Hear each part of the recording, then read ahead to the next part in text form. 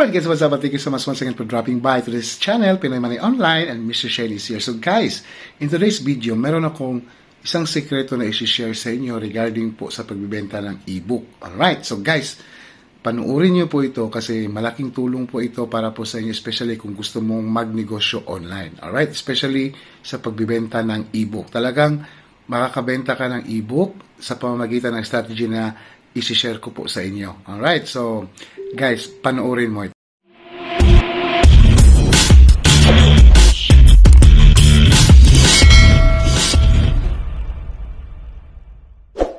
Alright guys, nandito muna tayo Pinoy Money Online, a day without laughter, it's a day wasted. Always remember that. And of course guys, kung baguhan ka pa lang po dito, don't forget to click the subscribe and click the like button po. And i-share nyo rin po ito sa mga friends po ninyo, families, itong video na ito. Baka sila rin po makakita at saka paano po gagawin ang pagbenta ng ebook online. Alright, and of course, invitahan po kita na panoorin mo itong mga previous upload natin kasi pwede tayong kumita rito ng libre lang po gamit ang mga mobile phone po natin. Alright, especially this one, kumita gamit ang Telegram. So, cellphone lang po gagamitin ng mga airdrop ng cryptocurrency. Panoorin nyo po ito. Alright, so guys, ito po, papakita ko sa inyo ngayon itong Google Drive which is consists of 300,000 plus na e-books po. Okay, so paano ba yan ibenta, Idol? So paano yan, anong pamamagitan yan? Idol, makaka-copyright ba tayo niya sa pagbibenta ng e-book? So guys, hindi po ito ibebenta ninyo individually, which is pwede niyo po siyang ibenta itong Google Drive lang mismo. Actually, makaka-access ka lang po dito sa Google Drive, okay? Hindi po siya is individual na ebook na ibebenta po ninyo. Magkakaroon ka po ng access dito sa Google Drive which is the membership access or the reseller access. So, ang presyo po nito guys is nasa 199 pesos. Yan po, ebook reselling 199 pesos. So, mag-pay lamang po kayo na PayPal or kung wala kayong PayPal, pwede niyo po kung i-message sa Facebook page po natin kung para makapag-access po kayo. Reseller access na po yan, 199. Okay, so paano, Idol? Okay, so bibigyan po kayo ng instruction kung paano po ma-access po itong Google Drive po na ito. Itong Google Drive, napakarami pong mga e-books na nandito na po. Lahat po ng mga gusto ninyo, mga tutorial. Meron po itong audiobook. Ayan, so merong audiobook, meron ding mga libro sa mga programming, especially kung ano ka yung tawag nito, nagpo-program ka. So meron din po dito mga entrepreneurship, mga tawag nito, mga startup business, paano mag-start ng business, meron pong guide dito. Ayan, so marami pong mga ebook na mga sikat po na nandito po ngayon. Okay, so hindi mo po siya ibebenta individually. So ibebenta mo siya sa pamamagitan ng pag-access dito sa Google Drive. So may-ari nitong Google Drive na ito is ito pong Digital Learners Hub PH. Okay, I think they are the one na meron po silang sa akin kasi isa po akong reseller po dito, so kaya sinishare ko po sa inyo sa isang pinagkakitaan ko din po ng pagbebenta ng ebook. Okay, or pag kumikita daily kahit na 300 or 500 pwede po. Kasi meron talagang bibili ng ebook, especially yung mga gustong magbasa ng ebook or mga matuto, kasi ang dami po dito guys na pwede kang let's say for example itong sa stocks. Okay, dito sa stock trading nandito po yung mga libro regarding sa mga trading strategy. Okay, so makikita nyo po dito. So, napakarami pong ebook na nandito. Let's say, for example, okay, ito po. So, ma-access nyo po ito, guys. Itong ebook, yan po. Paano natin? Ayan. So, at actually, pwede nyo rin pong i-download. Papunta sa mga cellphone ninyo, sa iPad ninyo, tablet ninyo, o sa computer. Ayan. So, napakarami pong ebook na pwede nyo pong basahin dito or pwede nyo pong ibenta. So, paano ba magbenta niya ng Idol? Well, of course, magagawa ka lang, for example, gagawa ka lang ng tawag nito, itong mga Rich Dad Poor Dad, ganito, nandito na rin po yung ebook na yan. So, halos iba dito, nabasa ko na, yung mga success mindset, yan.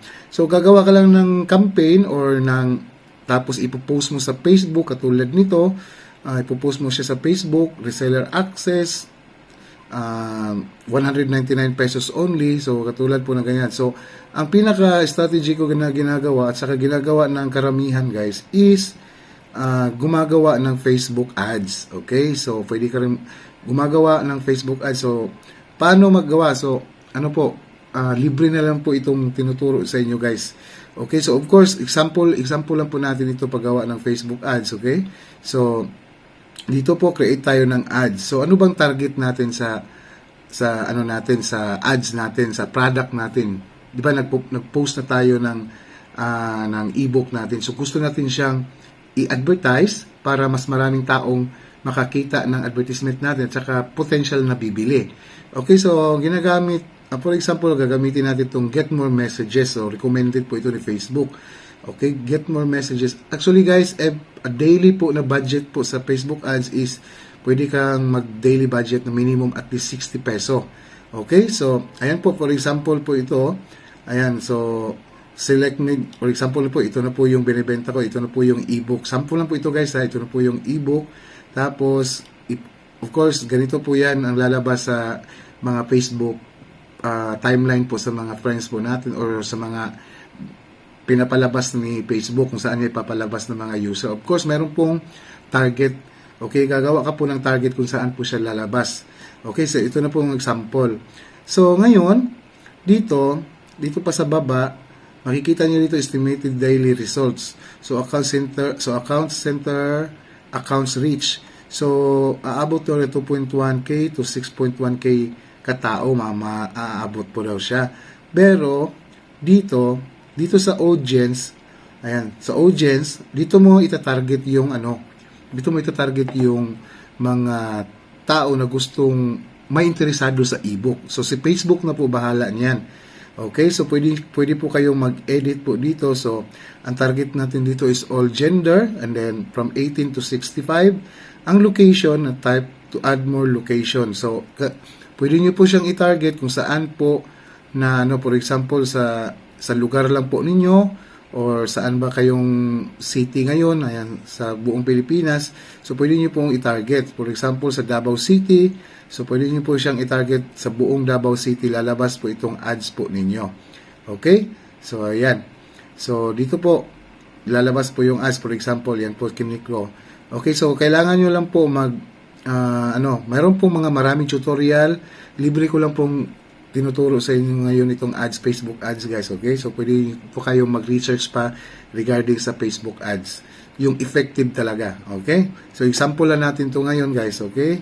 So, are you sure what to close? Confirm. Close muna natin. So, ito na po yung target ko.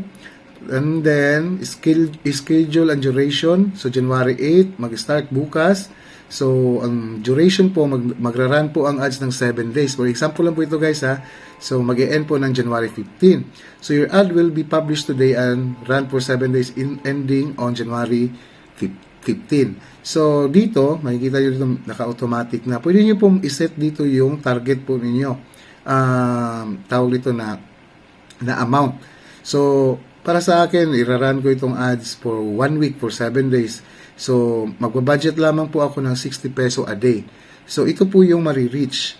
Okay, 60 peso a day. So, marireach daw po ang ads ko from 484 katao to 1,400 katao. So, magandang pasimula na rin po yan, guys. At least, makikita ito. So, I think, siguro nasa mga 50% magkiklik, mag-i-inquire. So, let's say, for example, na-reach talaga siya ng 1.4. And then, about 500 katao. Or let's say 200 katao mag-i-inquire. So, imagine that 200 katao mag-i-inquire. Tapos, 200 katao talagang bibili sa'yo ng ebook or ng reseller access ng 199. So, kahit na 100 katao lang, diba? So, sa isang araw, meron ka ng 200 katao times 199, diba? Kayo na po bahala mag-mathematics. So, ang budget po, total budget in 7 days is 420. So, ang babayaran mo lang dito sa ads within 1 week. tapos kikita ka, for example, in one day, hopefully, merong bibili na reseller access na 200 katao times 199, di ba? Sa isang araw lang. So, well, pwede mo rin silang i-follow up kahit na nag-message sila, i-follow up mo lang na ganito, ganyan. Kayo na po bahala mag-strategy, marketing strategy. Okay? So, ayan po, ipopost po ito sa Facebook, Telegram, at saka Messenger. So, at least guys, nabigyan ko kayo ng idea ngayon kung paano po mag-run ng ads. So, mapopost po mapopost po siya sa Messenger, Instagram, ang message po, okay? So, pwede kayong mag-set ng messaging template po dito. Pwede nyo po siyang i-edit. So, by the way, meron pong mga chat, tawag nito mga automated chat po. Pero, another investment na naman po yun para mag-avail ka sa automated chat para yung ads, yung messenger na mismo ang kakausap. Iset mo na lang yung mga question dito. For example, can I learn more about your business? So, ito po yun. Dito ka na pero may may ibang effective pa po na mga chat po na talagang mas effective siya sa pagbebenta. Okay? So, dito lang kasi maliit lang yung option dito na So, ang gagawin nyo lang sa question number 1 is, can I learn more about your business? Kung mag-itatap nyo po ito, well, ikaw po, gagawa ka po ng answer dito. Yes, you can have the reseller. Pwede ka pong mag-access ng sa Google Drive, ganito, ganyan. So, for only 199 pesos. So, can you tell me more about your, pwede po kayong dito. So, pwede po ba kayong mag-avail? Pwede po kayong mag-a-avail po ba kayo? Kasi naka-promo po tayo ngayon. So, pag sagot niya, yes, mag-a-avail siya. So, pwede nyo pong, okay, bayaran nyo po dito through this payment, PayPal, Paymaya, or GCash. So, ilalagay nyo po dito. Okay? So, pag once, question number 3, so, nakabayad ka na ba? Please send proof of payment. Ganun po. So, please send proof of payment. Pagkatapos ng proof of payment, kolektahin nyo po yung email nila. Tapos, bibigyan nila sila ng access sa tawag nito sa Google Drive para maka-access na sila doon sa reseller access dito sa mga e-books na ito. Alright, so guys, libre ko lang binibigay ko tinuturo sa inyo ngayon ito. So sana meron kayong idea na kuha. So kung gusto niyo pong magbenta ng reseller access dito sa e-book, well, nandyan po yung link sa description. Tapos mag-avail lang kayo ng 1,999, or kung wala kayong PayPal, pwede nyo rin po akong i-message sa Facebook page po natin. Okay? Para mabigyan po kayo ng access dito sa reseller access sa ebook po. So, nag-update po itong admin dito. So, pag merong mga bago, or you can message, you can request din po. Pag once na member na kayo dito, or reseller, meron na kayong access dito sa dito sa Google Drive. So, ito po yung owner, si Del Cantega. So, ako, reseller access po ako dito, hindi po ako owner.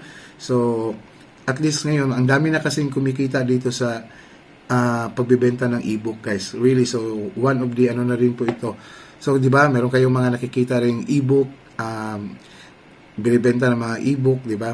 So, sa atin dito, murang-mura lang ito, 199 reseller access na po siya. Okay? So, ayan po. So, sana meron kayong idea, guys, nakuha. And then, pag-aralan nyo pa ng mabuti itong Facebook ads para maging effective po kayo. Kasi, mag-i-spend ka lang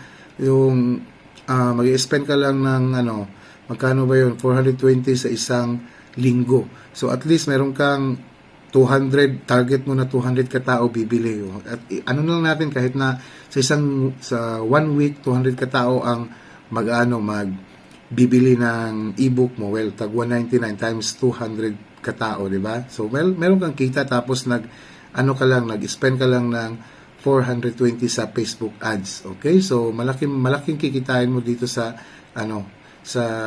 Facebook talaga, kasi tutulungan ka ni Facebook na ipapalabas yung advertisement mo sa mga taong interesado at saka potential na bibili ng product mo. Okay? So, gagawa ka lang talaga ng strategy. Research more about the Facebook ads. Okay? So, ayan po. So, sana guys, meron kayong idea na kuha ngayon dito. And of course, Pinoy Money Online. And guys, kung gusto nyo pong kumita ng mga libre, so mga airdrop na cryptocurrencies, so nandyan po nandiyan na po sa natin sa screen. Naka-playlist po 'yan. So panoorin niyo lang po 'yan, yung mga libre, para kumita din po kayo ng libre gamit lamang po ang mga cellphone po ninyo. Alright, so once again, Pinoy Money Online, I'm Mr. Sherry, and I hope to see you in my next video.